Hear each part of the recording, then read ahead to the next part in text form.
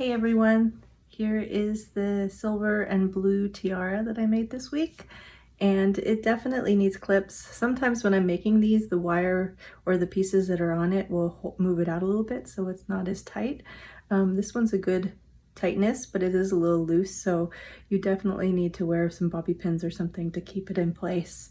But it does rest nicely on the head, and here it is, all nice and done.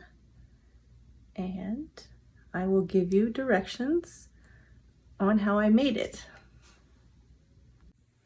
Hey everyone, so I am showing you how I made this tiara. So this tiara was a commission from a friend of mine who asked for a silver tiara.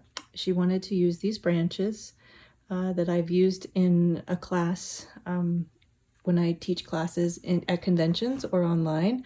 These branches are always a part of my simple design that I show everybody how to make. And she was in my class this last time when I had one in person at a convention. And then she also wanted blue and green stones. And so totally can do that with the silver filigree, no problem. So how I started this out was this piece right here was wired on to the base, and then this piece, this other circle, was also wired on in front of it. And then this piece of filigree, which is a nice big piece, kind of went behind the two circles and then in front on the bottom. And so you can see I folded it over a little bit to give it a little bit more stability down there at the bottom. And then it was also wired to the circles as well. You can see there's one little place right here as well as the base as well, so that it was really stable.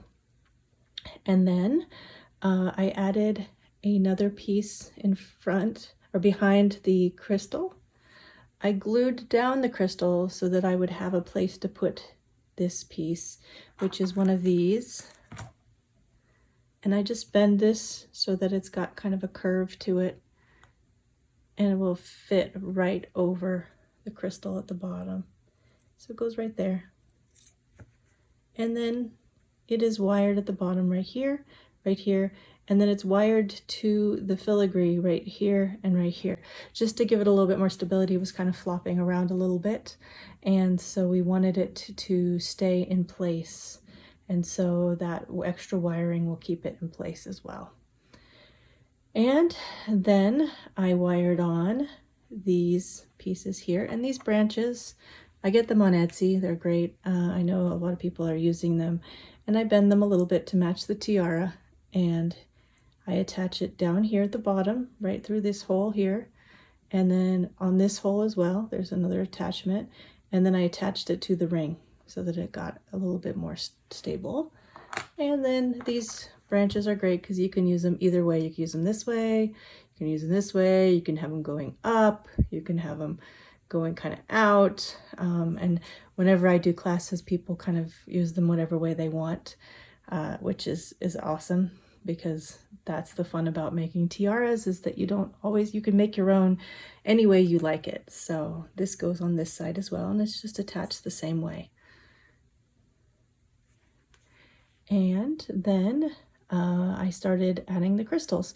So I had this one attached already, and then I attached this one at the top to match the color.